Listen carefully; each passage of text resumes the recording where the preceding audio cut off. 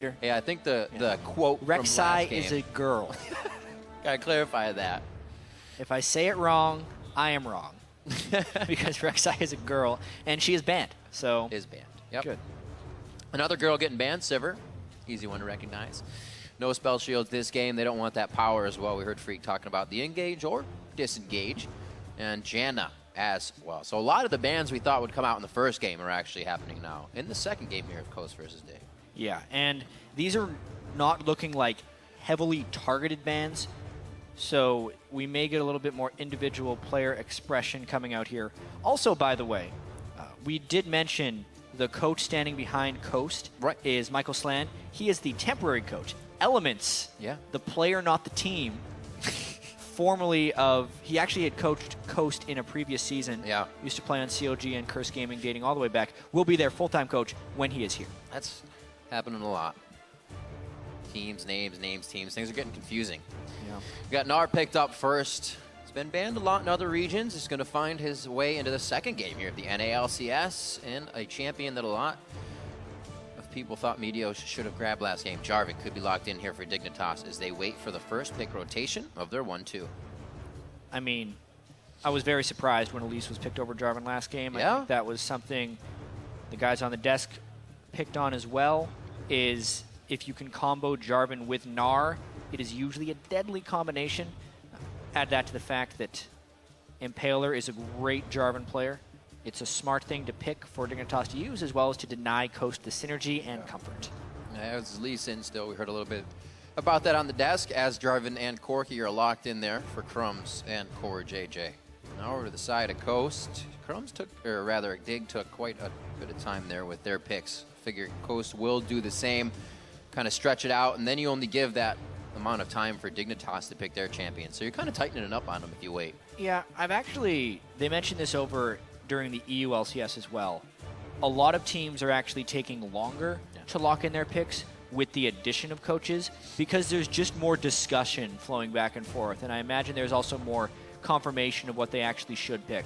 Coast did it a little bit out of order there, which is suboptimal. You want to actually lock in both at exactly the same time to minimize the amount of time the other team has to discuss what you are picking and what to play against you. But just a small mistake. Mashme chooses Caitlyn. Gonna have safety and range in the bottom lane. We did see a few blitz cranks from Nif over on Elements from the EU LCS. Shifter's Ahri has been taken away. We heard about the analyst desk being pretty adamant about that, being a champion he can control the lane with, but so can Jez's now. And we'll have to see what they decide to go. Another thing that brought up a point to talk about was that Annie being played in the bottom lane. We saw Yellowstar doing big things, and Kiwi Kid, that just fits right into his pocket once again. I would really love to see a mid or a top lane Annie. Top lane Annie was like hovering, and then I never saw it, but people were like, man, top lane Annie. You see a decent amount of it in solo queue. It's most likely support here for Kiwi Kid. But you never know. Well, when you're in gold solo queue, you don't see crazy stuff like that, Chad. You see more of it now. Yeah, right? All right. Get them Vagar supports, the double smite Brahms. Coast still needs to do support and jungle. I wouldn't be too surprised if Impaler pulled out the Lee Sin, or as everyone wants to see, his Rengar. But his Lee Sin during the expansion tournament was really good. Lee Sin Thresh? Really felt like he carried a lot of games. That would be the pack of utility that they need, really. I feel like it'd be good. You have a lot of escape for somebody to go. Rengo! Whoa, neither of the options I just put out there. Rengar and Leona. Freak said it a little bit. I believe that, you know, it was his Rengar. Impaler's pretty good on it, but we haven't seen NA Rengars have too good of a time over here at NA. Good thing he's a European Rengar. So good. Problem solved. There's usually a way around it. I like the Leona pick as well, just against Annie. Level 6, all-inning in reverse, basically. Yeah. The extra armor and magic resist that Leona has versus the lockdown when Annie does wander in to try and stun you is awesome. At least one person's going to survive a level 6 explosion, right? Could have the Azir. Out Ahri. Or sorry, Azir. They're an A champion. The A champions indeed, all over the map. Annie, Azir, Ahri. Can it be locked down? He's going to wait it out, but it looks like he will lock this one in. The team will have some good control over the team fights, especially disengage. once they need to use that Conqueror's Divide. So they do lock it in. Pretty cool compositions coming out of both teams here. See, the Coast kind of puts together that composition. Hopefully Impaler can get going so they can utilize all the power they have. And I think it'll be very critical that Mash and Sheep do well for Coast in this lineup. Caitlyn, you need to pick it for the strong laning phase, but if it does get there, that type of safety is very required, because with an Annie stun, Aurelia, Jarvan, the pile-on potential that Dignitas has is really high. And additionally, if Coast does want to dive in, it's pretty hard to dive in on the Zir in the right ways if Shifter starts getting ahead. So a lot of this will fall on the shoulders of Mash's Caitlyn. Yeah, another good pickup with that Jarvan as well to stop them from synergizing the Narvin, as Zyrian said, so you can't get any free walls out in the middle of nowhere. Yeah, I'm glad they picked the Jarvan away. Crumbs is Jarvan. He has had some pretty poor showings as of late. The end of last year was weak. He started the season looking like the best jungler in North America back in the 2014 summer split. Their time at IM Cologne, he looked kind of like he did late summer, which is not that good. Right. So now's the time, better time than any, to bounce back. Well, now that we've had a look at the team comps, head over to Twitter and lock in your predictions from this match. Tweet hashtag CSTWin or hashtag DIGWin to @LOL Esports. We'll be tallying your votes later as well. Something we've noticed from Dignitas from season to season is they're kind of like beginning of the season, mid-season. And then they just really kind happens. of fall downhill. They do great at the start of seasons when expectations are lowest. And honestly, with their way they performed at IM Cologne, the Dignitas fans are cautiously, very cautiously optimistic right now. Being a Dignitas fan, indeed. We'll see what they can do to start off the beginning of the game. Heard on the analyst desk mentioned Fnatic's Reignover played some Rengar, and he actually was doing some pre-6 work. Not something you see a lot of the time. We'll see if Impaler can get some of that aggression down. As we know, a Jarvan can easily go from lane to lane, just popping people's flashes. Lawn darts. Found him. Well, I guess Dignitas wins that. They did the first bit of damage. Ooh. Swag dance. In bit the of a vision taunt. of Crumbs. Line of scrimmage on this one. We still have a little bit of time for teams to move around here. They can still get together, but it looks like a lot of safety from both Dig and Coast as we start this game off. Everybody making use of their emotes as they christen the stage here with their first play. Well, it is just very defensive openings. Both junglers having vision of each other, mutually assured knowledge of each other, basically, for where they're going to start. If Crumbs is over on that side of the map, he's going to have to make a pretty quick run if he wanted to go over to Gromp. So it does look like Kiwi Kid and Core JJ will be starting Gromp. I want to track how this happens in the bot lane, because when the season patch first released and small jungle camp spawns got moved back to 155, everyone was doing it. All the pro teams were saying you have to do Gromp or Krugs because otherwise you're just losing the lane straight up. Then a few tweaks were made. It became a little bit more difficult to do this. As you can see, Kiwi Kid's actually going to take a lot of damage here, so he's got to burn a couple biscuits in order to get up to full health. And it's taking them a little bit of time. I think they may end up missing a minion or two. And we'll end up seeing. Oh, yeah. See, that's 2 one minions minion already down. Whereas Mash is going to have the lane shoving already. I want to see if this gives them an edge or if it's actually a bad idea. I mean, they're against a Caitlyn. They're kind of zoned away already. That definitely wouldn't have given them any advantage in the lane there. And coming to the lane so late, Mash and Sheep know they're level 2 strong hit could be coming in. So it's a little told, but that's up to Dignitas to get themselves in the right They're so spot. slow to push that they're not even hitting level 2 first. You can't. Once they get the entire wave, they could maybe hit level 6 earlier, but I would imagine from Dignitas' point of view, since they were against Caitlyn level 1, they just didn't want to be a part of that lane. So it wasn't so much about trying to get an edge, but trying to get unharassable farm. Normal HP in the jungle there for Impaler. Going a little low, gonna head back and get his item.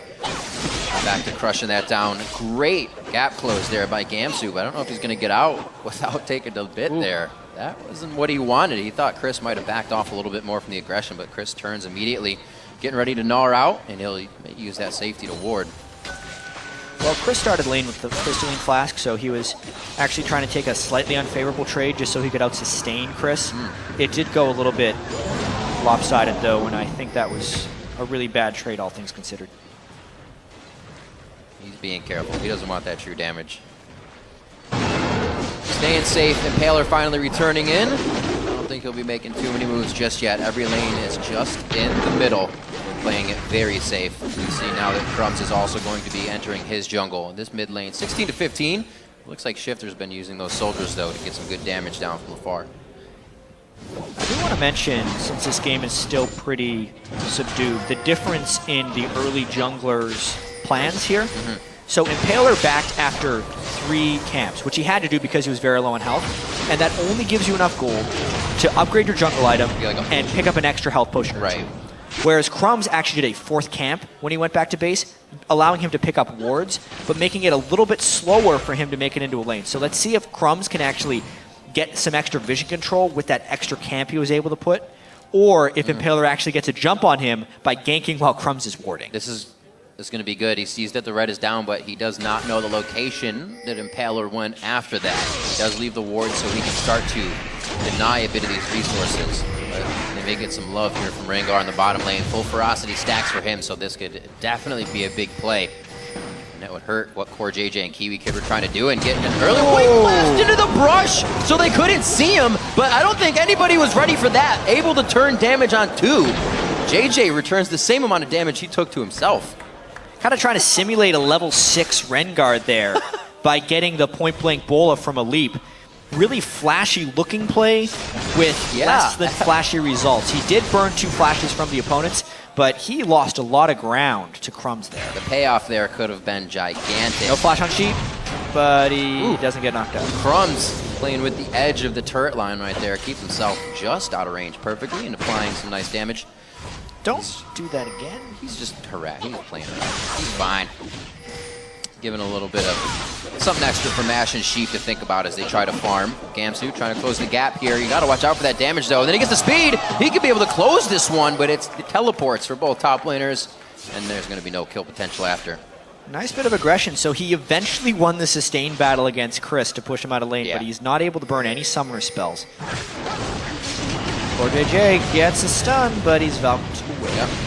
Nicely done. Good trade, Kiwi Kid, to turn to mash correctly and try and get that damage down under the AD carry, because that was the same thing Sheep was doing.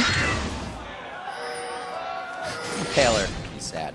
So who actually got the gold there? Because when you smite the buff the first time, you get the effect of the buff. So Impaler actually got the Razorbeak buff by smiting, but Crumbs' Razorbeak buff procced from the other Razors that he countered. If anyone can follow that, I was pretty confused. Jess is coming to level 6. Sheep very low. The teleport from behind.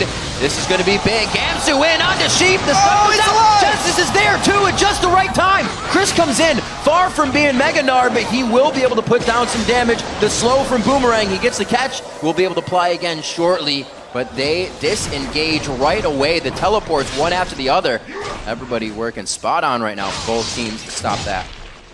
Jess is the first mid laner to try and roam in this matchup, meaning Shifter will push that lane relentlessly. Azir's not the type of laner who tries to wander around. He's out of tools here. He's got a flash. That's a whoopsie. What an aggressively silly and dumb counter jungle that was by Crumbs. Honestly, he knew Jez's was going to be returning to lane, and he burns his flag and drag to get into the Raptor camp, which, by the way, is the hardest hitting camp in the game. So dangerous. Burns his flash, still level 4. Trying to make some moves that put him in a dangerous spot. He blew flash, so you won't have that over Impaler, who blew his flash as well in the bottom lane. Both junglers trying to work with the devices that they get. Impaler now to the bottom lane again. Where is he at? Just about halfway, so he won't be hitting 6 on this one. Why would you put 3 traps next to each other like that? You can cover more ground if you place them at the front of the brush and then at the back. I've actually never tried that. Does that just catch you and catch you if 2 are close? Or is there like a I can't be trapped? That's probably the answer. I hope that's the answer. Otherwise, that would be he's just so annoying. Mana. Yeah, that's going to be tough if somebody runs into that. I should know that, but I'll have to do some testing. I haven't seen Caitlyn play in a while. He's not a lot of it.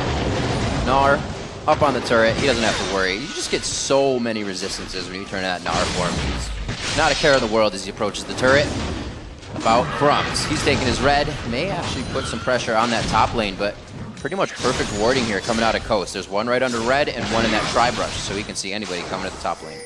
And speaking of wards, I do have to commend the pink ward Crumbs placed early on in the game, where that ping actually just went down. Yeah. Down by Coast's red buff. That is the pink ward spot if you have an early pink ward and you're able to invade, because it is so seldom checked by the enemy jungler, and that is spectacular for scouting where Impaler is.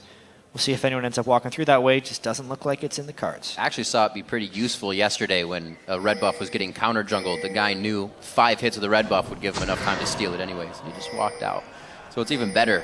It gives you a little more time if they do find it in the first place. Moving down, good clears. Yeah, Crumbs is still not spotted. He had a lot of patience waiting in that brush. Did not want to all-in and reveal himself to Leona. But at the same time, it doesn't set up any type of kill for him. And like we saw, that pink ward showing exactly where Impaler is on that red buff. Let's see if he enters. He has no reason to. As you said, he'll just go down to Krugs. A little bit of pressure towards the bottom lane here from Crumbs. We also see Kiwi Kid come from the side. Maybe it's Core JJ trying to get a bait in here and say, I'm by myself. We're going to see Kiwi Kid enter the lane. Yeah, that's where I think coaching needs to come in. Every time you do red buff and you go down to double golems, you should just take the extra 1 second, check that brush. That's a good point. Because it can save you so much for such a small investment. Now they know that Rengar is probably there. They're trying to bait a level 6 gank. They saw Rengar was low and Crumbs is down here waiting. But Impaler is actually so low that he decides to recall, and Crumbs ends up wasting a bit of time. Maybe they can get something if Sheep goes aggressive. Yeah, I think Sheep knows, because Core JJ would be trying to shoot him. He suspected it. Yeah. There wasn't enough aggression just for, walking out there. So plays back and forth just with some ward games. Blade Surge onto Chris once again. He already used his Transcendent Blade, so we won't be able to get any more damage out of that. Chris isn't having a good time here. Usually you see Gnar able to stay safe, able to just use his boomerang to farm, but Gamsu not letting that happen. You can see Gamsu's actually putting more points into his W on Aurelia as well. Huh. Wicked really popularized the max E Aurelia against Ryze in that matchup, but against tankier targets, I think he wants the true damage and the higher sustain, which is working pretty well for him, even though the CS is pretty close in that match. The one thing that counters a poop load of health, right? Able to cut through it. Oh dear, that's going to be the charm coming in. Conqueror's Divide isn't going to stop too much on that. Can he yo-yo one more orb of deception? It's the Foxfire to come out and get the kill for him. Impaler gets it, they go for mash. Oh, we found Tibbers in the bottom lane. One rocket misses. That's going to be Sheep going in. You got to be careful, Sheep. Mash, not enough HP to join you on this one. Kiwi Kid forced out with an ace in the hole. And they stop what could have been a bad situation in the bottom lane, the side of Coast. Dignitas is just not quite in sync. They spent so long down there with Crumbs in a battle in the top lane. Can he get him? Oh, he's gonna Gnar! No way! That's why you don't fight Mega Gnar! So much power coming out of that ultimate. Or just the change, I should say. Gamsu thought he'd be able to burst him down before Mega Gnar, but he wasn't. Luckily, they both walk away with their lives. Gamsu down teleport.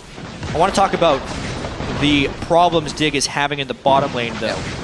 Crumbs waited so long in that bottom lane rush, and then as soon as he leaves, they do flash ultimate from Tibbers and nearly burst out Don't Mash Me.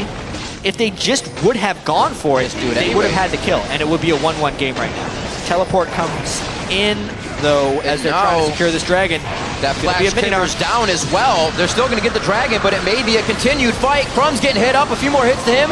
That's Chris's pickup. Jezz's will be going down if Gamsu can get one more attack on Coast. Looks like they're trying to organize themselves here after losing 2. They're only finding Jezz's.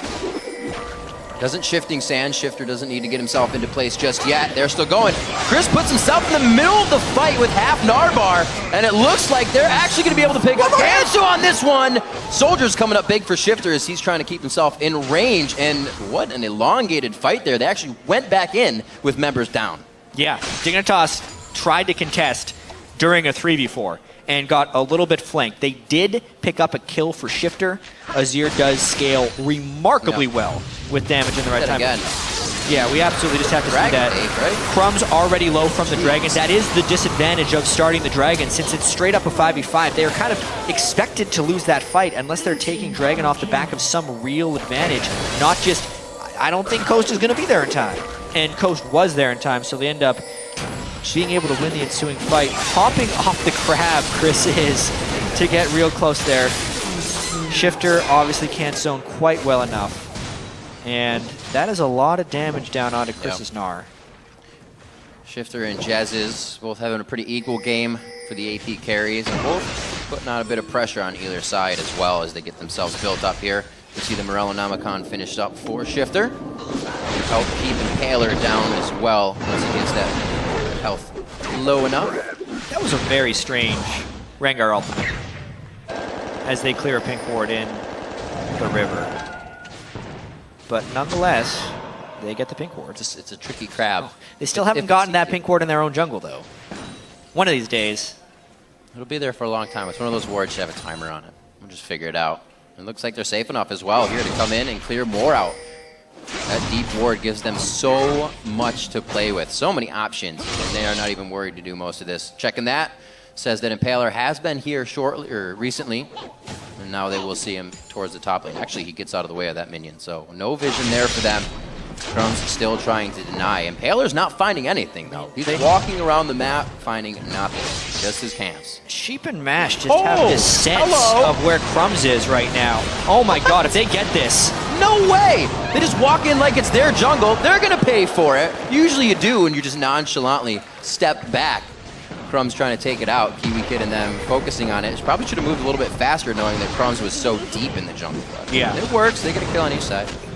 Really fascinating series of events right there, because that was a educated guess by Coach. They knew that Crumbs had cleared a ward prior on top of the red buff, and then let's check. Just like, you know what, we're not in lane. I think they're respecting Tibbers a fair bit, and they had to back away. Speaking of that lane, we kind of lost track of it. Even though Crumbs didn't have very successful ganks, maybe the presence he offered down in that bottom lane, Cortege and Kiwi Kid are crushing Mash and Sheep.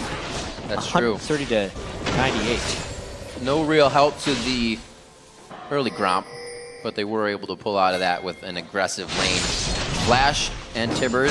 Well, Tibbers isn't up, but Flash is, so we'll be waiting on that engage probably from Dignitas. Remember Kiwi Kid back in the day says, yeah, I have Flash, I'm going in. It's pretty much how he activates things. Or, I don't have Flash, I'm going in. No, I don't, but it's okay still. Dignitas' mentality on that, it's sometimes what makes the plays work. They just go headstrong into it, and if everybody follows, you get those results.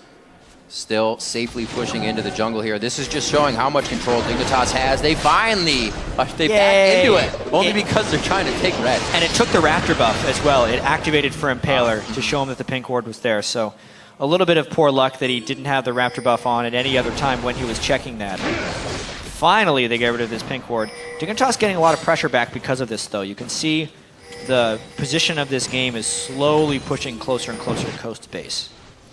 Looks like they're trying to stop that a little bit. 4 pink wards inside their inventory as they want to be able to set up defense they can control. They're losing pretty much all the wards they set outside that line, outside of river. You see Crumbs again grabbing up the crabs, and they're going to be all over the coverage. Oh. Okay, he's not going too far. But you can't defend it. Cortege wanted it. Okay, they're not going to go for it. So they know it's there, so it's going to be hard to defend. That's kind of stuff that Coast is just dealing with right now. Chris big in the top lane. Gamsu's there, though. Really good control by Dignitas to stop these waves as they reach the turret. They're in the right place at the right time. I really want to see what happens with the next dragon in 52 seconds as well, though. You can see both these top laners would teleport up. Chris still taking a lot of damage from Gamsu despite being so tanky. And then returns it in typical Gnar fashion. But yeah, I want to see if Dignitas tunnels hard on the second dragon. Or if they can get the right type of position. You can see the pink wards around the Dragon Pit are slightly in Coast's favor.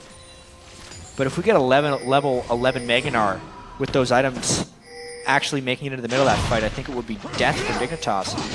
But at the same time, Azir with his immense zone control, if they can position in the right way, could just completely segment this fight and win it for Dignitas. Dig does have the early dragon. I'm just trying to figure out if it's worth them over-committing for this dragon. They clearly want to start it. But if they end up losing another fight, it could put them in a very big hole. I've heard some teams say that a few dragons in the early game isn't the end, and they've been able to give it up. Doesn't seem like Dig really wants to go for that. I mean, we just saw it. TSM was down 3 dragons to 0 against Cloud9. Yep. and a Baron, and was still able to pull out a win. You can tell this one's getting a little bit testy, though. They have ward control, at least on this side of the jungle now. They figured out that they're not being spotted everywhere they go. And with Sheep on the front line here and Chris just about to gnaw out, this is perfect timing for them to get something. Unfortunately, he did hit that boomerang and take a shot, so he's going to gnaw out before necessary. You want Mega Gnar to proc right while they're fighting you, so you can catch them off guard. Now, they're almost forced into doing the Dragon and Dignitas. Do they respect the Gnar, or do they pile in and fight? I think you're going to have to. Looks like Gnar will still be up for the majority of that entire one, and the wait out. Patience is a virtue, and Coast comes out with Dragon on that one. I think that was properly played by both teams. I really do think the Coast could have won that 5v5 if they pile into the Dragon pit against Mega Gnar, because they didn't have position with Azir, but they couldn't actually get the position early on just because of the Rengar threat. So, Coast using their comp properly to get that Dragon. You know, at 7-4, that they didn't have Jarvan on their team. You can still gnaw out people into that. Yeah. If it's up. I know. It doesn't matter if it's yours or not. It's the anti-synergy. You all should try and peel Gnar, and then it's like, well, actually, Gnar just stunned my whole team. So here's a wall. Here's a tip: do not ult Gnar. Yeah. Jarvan if it's in your team. Also, this is completely off topic, but if you have a Scion on your team and you're Jarvan, you can pop his ultimate on Scion on your own Jarvan ultimate to like completely troll your Scion as he's trying to initiate a fight, because he'll just hit your Jarvan Cataclysm. I hope we see some Jarvans today, or rather Scions today. That is some fun stuff to watch. Barreling down the lane. And it's usually been some pretty good Scions that we've seen as well. But in this game, none to be had. It's Gnar versus Aurelia top, and Gamsu's been taking that to Chris pretty well this game. However, he has found 3-0 through some of these team fights and kept himself up in CS when getting battered down in that lane. So Chris is showing well here at the start of the split for Coast. Down to the bottom lane, looks like they might try to get a little bit of a gank here.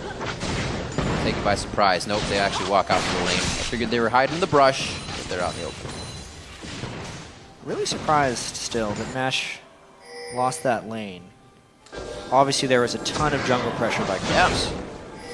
He's doing his best to try and keep up right here, but Caitlyn needs either a few kills or a huge amount of farm to really get going. I'd say Caitlyn definitely takes more items to turn into a giant threat than other AD carries do. Core JJ is basically there right now. Yeah. There's just Trinity Force and BF Sword. They're still trying to make some plays off this bottom lane. Pink ward down in the brush, so you can see Impaler coming in and out. And actually, they're going to do it right now. I don't know if they're going to get what they want. We don't see Core JJ or Kiwi Kid pressing up past the river. They're keeping it as a rule of thumb right now. Still there. See if the ward here coming in from Sheep actually gives them any vision over the wall so they can get this gank in. See, the mid lane is pretty open for Shifter here. Roam from Jez's is just towards the bottom side, maybe seeing if he can help in any engage in the bottom lane. Pretty much a stalemate. Both teams really respecting each other here as the game is really close. Well, it's really difficult for Crumbs to make an aggressive move here. He doesn't have many items on Jarvan. He's 0-2. He's gone Sightstone, which makes his combat effectiveness very low.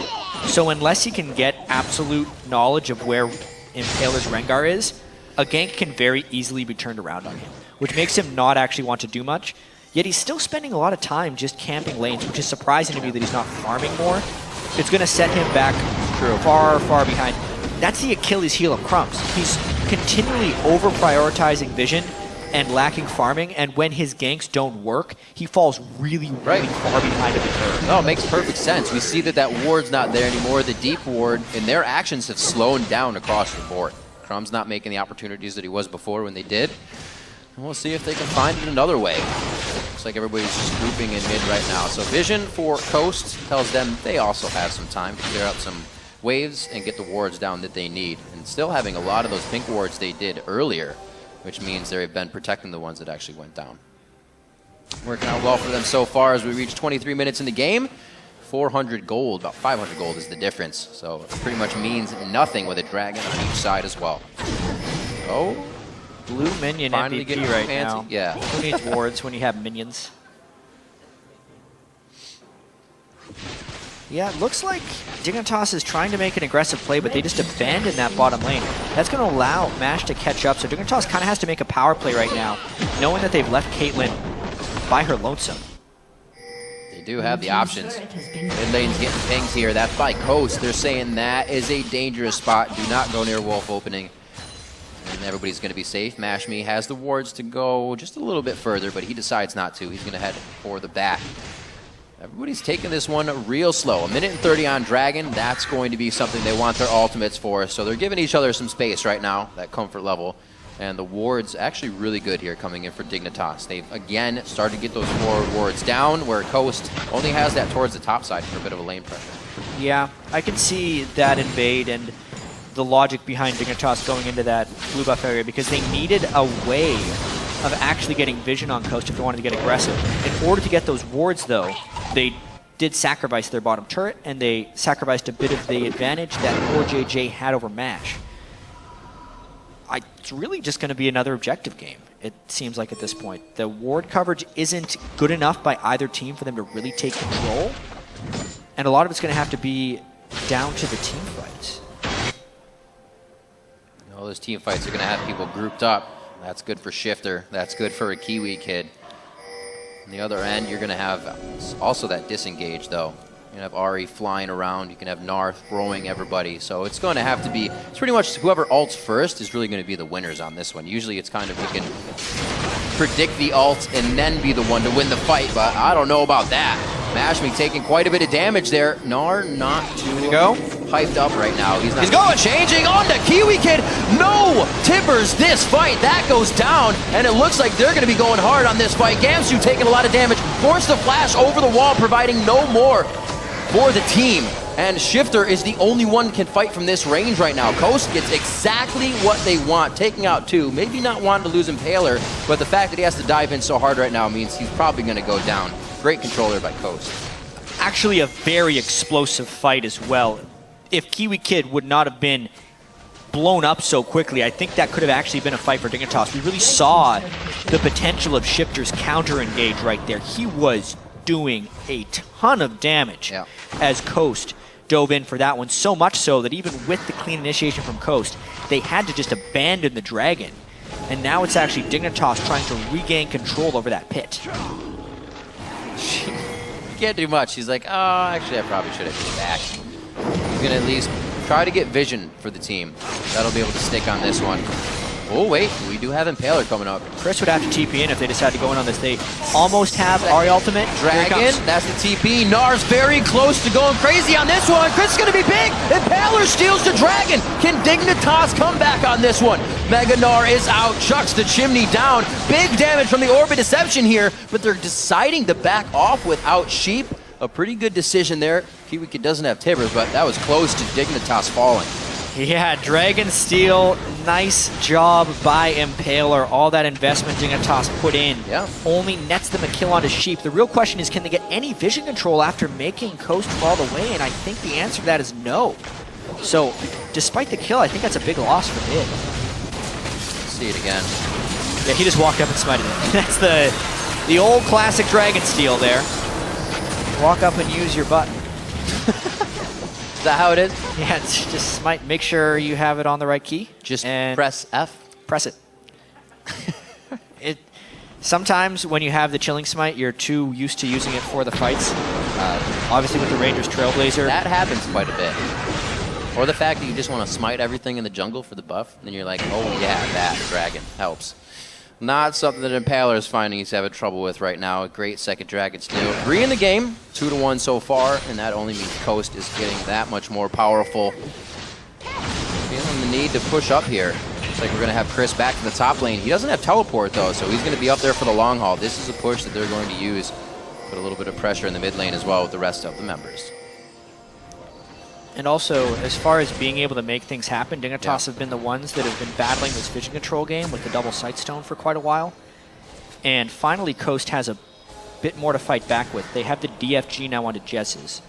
We talked in the pregame about both these mid laners being a passive style, and we saw it in their item choices. Jess's started with an Athene's Unholy Grail and then went to the DFG, whereas in the game prior, Bjergsen just went straight for the DFG and started making plays. Now, with the Deathfire Grasp, Jesses will have a bit more of an opportunity to make plays, especially if Rengar can get a catch. Will they go? Oh, exclamation! Nice divide there coming out. They still take him down. There's way too much front-end burst. Jesses will be picking that one up for himself. And the Sun Disc goes down for a little bit of control, but it's only a turret to be taken down here, most likely by Coast. They're not really that deterred by it. Yeah, Crumb's continually... Great picks. He's now at threat for getting picked off, which really sucks. He has this Sightstone here, and he needs to be able to get map control with it. And normally it's great to have Sightstone in the jungler because it's harder to initiate on a tank than it is a support. But now that he is a very squishy tank, he's trying his best to take up. He can't get it. Ow. I don't know about this two-man Baron. Oh, there he is.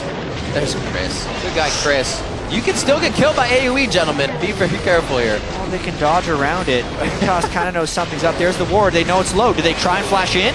They don't have flash. No. What a Baron sneak by Coast. Could this be a fight that they take, though? Very, very low on this one. They find Jez's. This could be Baron going down. Actually, Gamsu's going to hit it. Transcendent Blades, and he will get a bit of damage. Nicely slowed by the Boomerang, and they are going for the fight. Soldiers over the wall. The big one coming out from Core JJ, and Shifter's doing what he can from just outside range. Kiwi Kid, a little two by himself there as he walks through the forest. He's going to go back with the team. And they come out nicely on that, picking up a few, but Coast will still have some minions to Baron up with those buffs as they lose turrets for their Baron attempt. Yeah, but that is not a good Baron when you look at the results afterwards. There's a few minions in this mid lane for Dignitas trying to get this down. Coast will be coming out with 3 people, but that's not enough to fight 5. No home guards on either of the people rezzing right now, so they're not going to be instantly into the fight. Still too much pressure for them to do anything. Impaler in as soon as he is up. He's going to try to dive out of this one. Gamsu with a blade surge and then a flash right over the elbow of the wall. Gets himself the safety to pick one more up before they exit. And it looks like Coast is left to kind of clean up the pieces here. Yeah, they got Baron, but Dignitas is showing that that was a mistake for them. It's turned into a tremendously close game. And it's not going to be letting up anytime soon, especially with Coast's willingness to dive through the Azir. Oh, yeah. Mash is getting a little bit more and more gold, too. If he can get Last Whisper, he'll become a real big threat. Do this again. Oh! Yeah. Little base gates coming into play. Basic also right there. He thought he was walling off the Rengar as he jumped in, but because of the base gate, he was able to get the flank with Rengar. Quick adaptation to how to use those guys on Rengar. Shifter guessed wrong with his Emperor's Divide. Oh. And it ended up costing somebody else's life. Thanks, man. Oh, yes, Zanya's, though. Should be pretty good. And we'll see the mid getting cleared up here. It takes a little bit longer for these Baron minions to be cleared, but they got it. Exactly. The nice thing about Baron buff is only one person has to have it in order to get the minions to the same power. Nice. So if Coast can actually get a fight of some kind and get a few kills, those Baron minions could push clean through Dignitas. But with the safe ward clearing of Shifter's Azir right there, it's going to be pretty hard. I think it was in the LPL, they were doing Baron, like banner and command stuff. It was IG. That was really funny. Meaning basically only the AD carry can kill it? It was great. Yeah, it could be a strategy here. If you get an empowered Baron minion, it attacks from outside the turret range. But if you banner of command it, it's immune to magic damage. So you literally have to stand there and whack it for it to die. And it forces the team into a really uncomfortable situation. It did as well. They're pretty much just crushing down turrets. Not something we'll see here, however, as teams as we look around those core items. Yeah, no banner of command coming out. Nope. We got Infinity Edge. Last Whisper. Oh, no! Phantom Dancer as well. That means big damage coming out from Caitlyn. We're going to have everybody ready for this fight. A few shots left and right. Not even going to need Mash's damage for that one. And Coast showing that they have control of the map. When you know that another guy can go hang out and push mid while you're getting Dragon, it feels pretty good for the team. And they're going to go ahead and take control. Even though Dignitas wanted to control that Dragon to prevent the move speed buff from going on to Coast, they had no business walking in that space. They did not have vision control. They were not grouped up together. And they know that Charm plus Rengar equals death. And they did it anyway. What? Oh! Coast. Chris couldn't get it. Almost. That would have been pretty cool. I actually have not seen a Gnar smack a Jarvan out of his flag and drag. Probably be interesting. Back down to safety. Going to go ahead and back right out in the open. They are good to go. Looking around again at those lanes. We talked a little bit about Shifter being behind in CS. He actually did well going into this game. Kept it even with Jez's. Both of them stayed safe, but you're Azir. You can farm from 90 million miles away, so that kind of goes into it as well. But he's the one that's trying to provide that damage. and the separation of these fights. Like we said before, they're just getting charmed right through that divide. They got to find a different way. Right now, that's to take control of all the resources and the vision in the map. They can get a good pick, and maybe a Caitlyn. Everybody else is really jumping away from the fight or peeling, and they'll be good off. It's still a really close game. Yeah. Even though Coast have been the ones picking most of the fights here, if Kiwi Kid can get a good Tibbers down onto Mash, who's yet to build a defensive item, it could be the end of the fight for him there. Or even if they can just lock down Jez's. One stun, burst down Ahri before he can start dashing away would be enough. But continually, Coast are the ones finding the fights, whether it be Jez's or Impaler that are starting with Rengar or Charm, and they're piling on spectacularly. Again, Dignitas is split up a little bit, but this time at least they're close enough to their turrets not to get caught by Impaler. Look at the option they wanted to create there as well. They didn't see really anybody else on the map towards Wolves, maybe one ward over to the red side there, but they were ready to go in with 3 and take out Gamsu immediately. They want to make plays, and they want to make it happen now. Towards the top lane, oh, Gamsu, you are in a scary spot. Nobody actually goes around the backside of the turret. They just want that. They're going to play it safe. It's a turret game now. Yeah. Keep in mind, until next patch, the spectator turret counter will be inaccurate, so it shows 7 for Coast. That's counting down to 0 turrets. Right. Yeah. It's actually 5 turrets the Coast has killed to the 5 of Dignitas. So the turrets are actually dead even right now. Good old Shurima's legacy. Yeah. Also attack speed on cooldown. It's fun stuff. Shifter on Azir versus Jez is on your screen right here. Both level 16, providing the maximum amount of power from those ultimates now within these fights. And we see that Shifter's gone through the defensive power of the Zanyas, but it's all power coming in for Jez as he tries to finish up the Void Staff next. 3 roam squad kind of going around here. It's Caitlyn, Impaler, and Sheep. So they're trying to get a kill on their own. Not finding too much. Dignitas is playing way too safe. They know it can happen. They're out of vision too. So this is really a very bad spot for Dignitas to be in. The reason they're denied vision is because Crumbs was the guy who was supposed to be giving it to him, but he is too squishy in most cases to get caught out. Now he has some armor, but he would still have no resistance to Jess's flying in. They're hoping that Coast tries to overdive and Dignitas stays together, and that they can get a proper peel from Shifter's Azir and actually win that fight. It's just not happening right now as Baron's about to spawn. Just the fear that the entire team, especially Impaler, is putting in here, like you said, without the vision. It can be a jump at any point in time, and the gap closing quite easy. That flash from Andy, they got him. That's what they needed on Jez's. That was explosive. Finding Jez's towards the mid lane, now going straight down that with the eyes on the inhibitor. They're going to have 2 minutes on Dragon. After this gets taken, they probably go for that. And they have all the time in the world here to trade for Baron. I mean, you don't trade this because your Nexus will die. No, your Nexus will die. The Baron takes too long to kill. What are they thinking? That's bad news, Bears. I do not know where that call just came from. Gamsu can interrupt these, the game's over. That's not empowered. Transcendent blade through the entire team. That's going to put the nail in the coffin. And after being on their heels for the past 7 minutes, Dignitas is going to take down the Nexus to win their first game of the North American Spring Split. Wow, Coast with a giant blunder at the end of the game, and Dignitas capitalizes instantly. Huge play by Gamsu to stop 4 backs as well. Definitely get a replay on that Kiwi Kid initiation for Jez's. Oh my God. What an incredible play. Dignitas was completely out of options. They were on their back foot. The only thing that could even win them a fight is if they flash and stun Jess's. Did that. They got him out of there.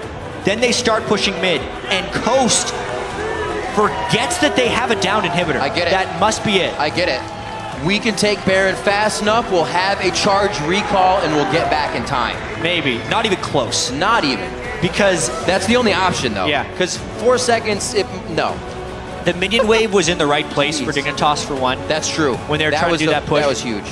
Which is surprising for Coast maybe because Coast had so much map control overall.